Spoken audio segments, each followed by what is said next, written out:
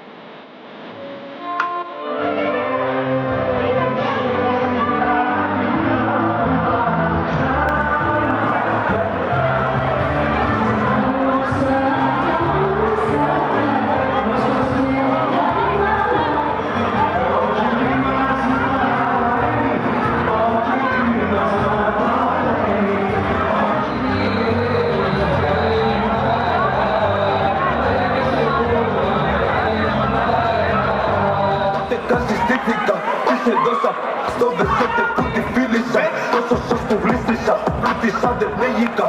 Οι ράπες κρύβουν τα αρχίδια. Εκτός ελληνικού, εκτός.